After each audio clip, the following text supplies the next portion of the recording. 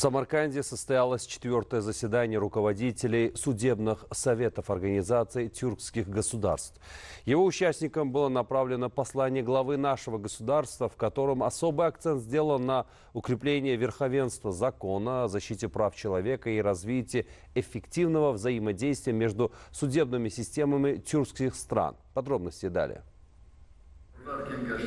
Проведение нынешнего заседания в столице государства Сахиб-Кирана Амира Тимура, который всегда руководствовался принципами справедливости в дни широкого празднования в международном масштабе. 690-летие со дня рождения великого полководца придают форуму особую торжественность. В начале мероприятия было зачитано послание президента Республики Узбекистан Шавката Мирзиёева участникам данной площадки. В послании отмечено: организация тюркских государств, роль и авторитет которой неуклонно возрастают в мировом сообществе, сегодня имеет важное значение в укреплении тюркского единства и развития, что преисполняет наши сердца чувствами безмерной гордости и восхищения. Сегодня, когда мир сталкивается с геополитическими вызовами и конфликтами, роль судов в защите прав человека и обеспечении верховенства закона становится как никогда важной. Вопросы, включенные в повестку, определяют новые направления последующей деятельности Советов. Подобные форумы, несомненно, служат дальнейшему укреплению стратегического партнерства между нашими государствами, тесной дружбы и братских уз между нашими народами, повышению авторитета, влияния и статуса тюркского мира на международной арене.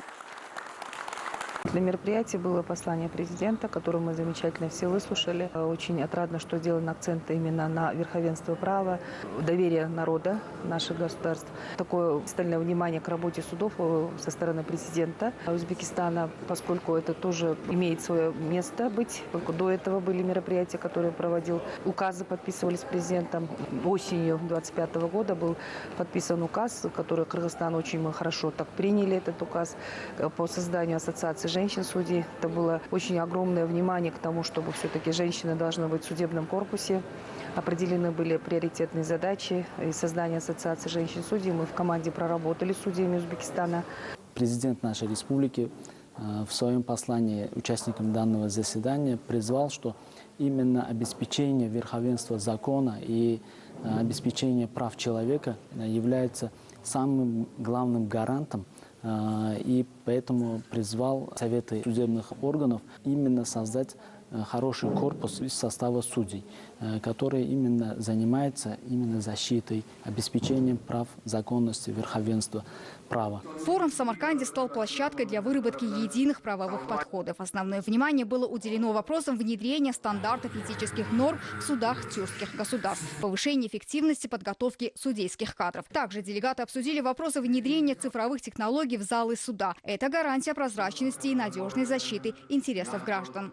Мы все прекрасно знаем, что высшие судейские советы на сегодня уже у них большие полномочия.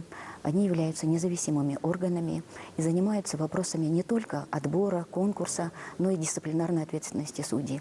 И на всех этих стадиях именно вопросы, которые требования вопросам судейской этики являются важными, значимыми и уделяются на всех этих стадиях именно этим вопросам большое значение.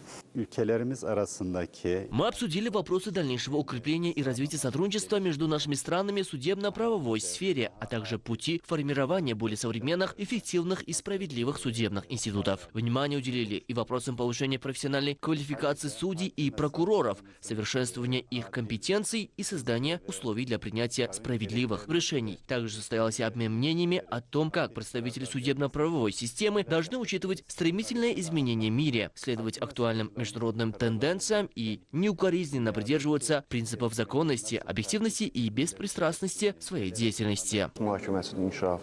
Это событие станет важным вкладом в развитие совершенствования судебной системы, а также в дальнейшее углубление реформ, реализуемых в данной сфере. Сегодня здесь подписан меморандум о взаимопонимании по вопросам Кодекса судейской этики, который еще раз подтвердит независимость, беспристрастность и объективность судейского корпуса и послужит дальнейшему укреплению проводимых реформ.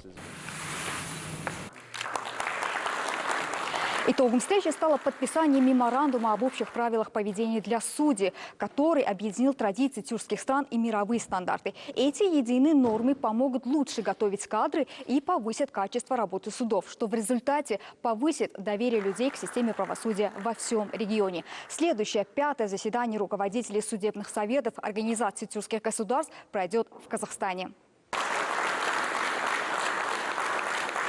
В В рамках мероприятия для участников также была организована культурная программа и экскурсии по древнему городу.